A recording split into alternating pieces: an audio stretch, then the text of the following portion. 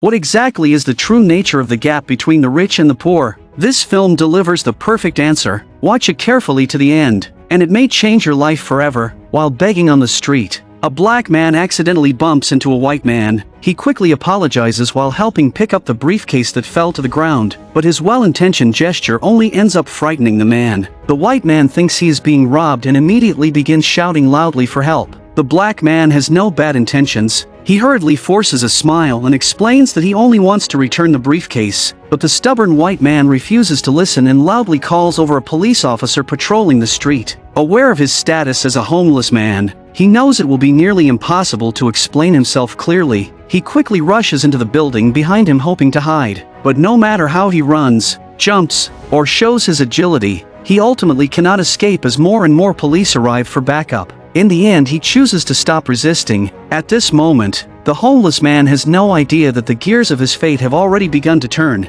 and the white man who called the police has no idea that the days ahead will bring him unbearable suffering. After the black man is taken away by the police, two wealthy brothers who witnessed everything begin discussing what they saw. The older brother believes that the reason the man may become a thief is inseparable from the poverty he grew up in, but the younger brother insists that poor people are born with flawed nature, and they can never become outstanding wealthy individuals. The older brother does not accept his younger brother's opinion. He firmly believes that if a beggar were placed in the position of a manager, with a little training he could run the company just as well as the previous manager, and although their original manager is extremely capable, if he were to lose everything, he might also end up wandering the streets and could even become a criminal. The younger brother quickly shakes his head in disagreement, because their company's manager is a highly educated talent who graduated from Harvard. Even if he were to lose everything he has now, he would surely rise again through his own ability and hard work, and a lowly beggar could only remain poor for his entire life. The two brothers each hold firmly to their opinions and argue endlessly, so they decide to make a bet,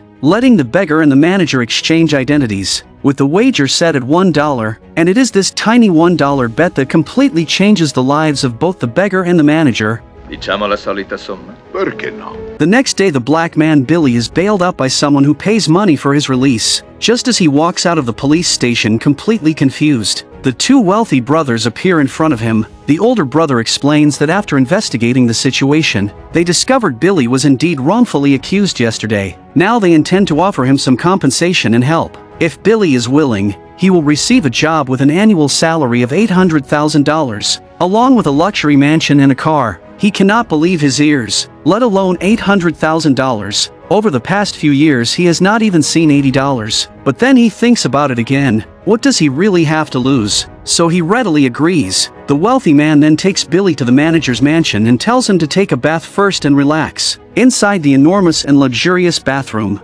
Billy is as happy as a child. After that, he changes into a clean set of clothes, and his entire presence suddenly feels completely different. The wealthy man tells him that all of this now belongs to him, but Billy still feels like he is dreaming in broad daylight. That is until he accidentally breaks an antique vase. Scusatemi, mi dispiace tanto. Non deve dispiacersi per noi, quello era un vaso suo.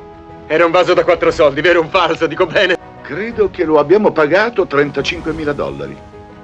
Ma mi sembra di ricordare che lo stimammo $50.000 per la compagnia di assicurazioni. At the same time, the futures trading manager Lewis is having terrible luck. While attending a financial conference on Wall Street, he is bumped into by someone arranged by the wealthy brothers. Then during the conference, that man suddenly claims he has lost money. A thief appearing in high society instantly becomes explosive news that shocks the entire room. To confirm the thief's identity, everyone lines up and empties everything from their pockets onto the table, facing a stack of marked bills that mysteriously appears among his belongings. Lewis cannot explain himself no matter how hard he tries. Soon after, he is taken to the police station for questioning, but the wealthy brothers' game has only just begun, and there is no way they will let him go so easily. The officers handling the case have already been completely bribed, and they naturally discover a packet of illegal substances on Lewis. The Harvard graduate's mind is buzzing, unable to defend himself, and he can only watch helplessly as the police lock him up. Meanwhile, Billy has completely changed after gaining wealth. Wearing a custom-tailored suit, he walks into the bar he used to visit often. After settling all the debts he owed from the past, he spends lavishly to reserve the entire place. In an instant, Billy becomes the center of attention. Seeing that everyone is still not satisfied with the fun, He invites his rowdy friends and even strangers back to the mansion. A crowd of people party wildly until the middle of the night. At 2 a.m., Billy looks at the living room filled with dirty plates and glasses, along with cigarette butts scattered across the expensive Persian carpet. Suddenly he loses all interest in the party and feels that associating with such people is beneath him, so he throws everyone out of the house. E fate piano là fuori, I miei vicini dormono, è gente che lavora! Early the next morning, Billy is driven to the company in a luxury car by the butler. On his first day at work he is amazed by the magnificent office building, and even more impressed by the intense and busy pace of his co-workers. The wealthy brothers personally explain to him how trading works. The company mainly provides futures trading services for clients, buying and selling based on expected price fluctuations of commodities in the future, but regardless of whether prices rise or fall, they always collect commissions. Billy immediately understands the logic behind it. Secondo me siete una specie di allibratori. Te l'avevo detto che avrebbe capito. To help Billy learn more clearly, the two wealthy men decide to demonstrate with a real trade. They plan to buy pork futures at a price of 66 points, but at that moment Billy offers a different opinion. He believes the price of pork will definitely continue to fall, because Christmas is coming soon and ordinary investors will have tight finances, meaning not many people will have spare money to invest in pork. The two wealthy men think Billy's reasoning makes sense and decide to follow his idea and take a gamble. Unexpectedly, the price of pork really does drop significantly. This single trade helps the wealthy men earn hundreds of thousands of dollars more. After the two wealthy brothers leave the office, Billy finds a stack of cash on the floor. At first he feels secretly pleased, but then he suddenly realizes it might be a test. He quickly catches up with the wealthy man and returns the money clip. The older brother is stunned, and he now looks at the man who was begging just a few days ago in a completely new light. It seems this bet is already destined for him to win. Now let's look at the miserable situation on Lewis's side. In just one night, he has been beaten until his face is bruised and swollen. When he hears that his girlfriend has come to bail him out, he can hardly believe his ears. When he sees her again, he keeps explaining that he is innocent, but seeing how miserable and pathetic he looks, his girlfriend cannot hide her growing disgust. The news of Lewis stealing and possessing illegal substances spreads throughout the entire social circle. If he had not insisted repeatedly, even his parents would not have allowed his girlfriend to bail Lewis out. After a great deal of effort, he finally manages to convince his girlfriend that he is innocent. Just as she moves closer to comfort him, a stranger suddenly appeared. The man anxiously demands the illegal substances from Lewis and even starts searching him. Lurido vigliacco, sporcaccione, mi fai schifo, sporco verme. Todd aveva ragione sul tuo conto, non voglio rivederti mai più fino a quando avrò vita. Watching his girlfriend walk away, Lewis feels completely unable to explain himself. It turns out that just moments earlier, the wealthy brothers had arranged for someone to approach the woman and stage a scene. The woman, who has no idea what is really going on, agrees for the sake of the money, and the result is the painful breakup of a couple. To show her apology to Lewis, the woman takes a taxi to send him home, but after Lewis finally knocks open the door, the housekeeper pretends not to recognize him and refuses to let him inside. With no other option, Lewis asks the woman to take him to the bank so he can withdraw some cash, but all of his accounts have already been frozen. In just one night, Lewis has fallen from a high-ranking financial elite to a man with nothing. His heart is filled with panic and anger. No matter how hard he thinks, he cannot figure out how all of this happened. Fortunately, Ophelia notices that something is wrong. She has a strong intuition that the man in front of her might not be as simple as he appears, so she kindly decides to temporarily let Lewis stay with her. Non serve che ci arrivi in ginocchio, Louis. Ah, sì. The next day, Lewis goes to the club where he used to gather with friends. Originally, he hopes to gain understanding and help from them, but what he receives is only indifference and mockery. One of his so-called good friends even begins flirting with his girlfriend. Guarda che nessuno vuole comprare la tua droga qui, Louis.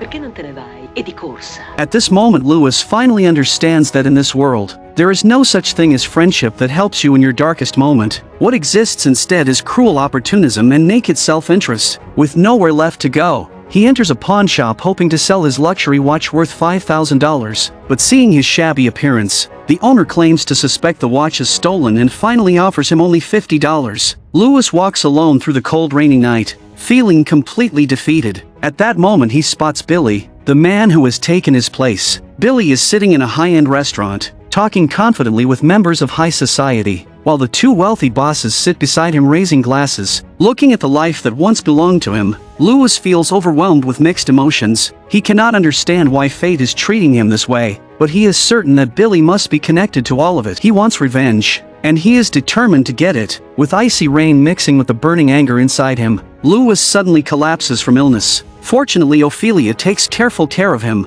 and within a few days his condition improves greatly, but the newspaper headlines about Billy's success ignite his anger once again. Natale, eh?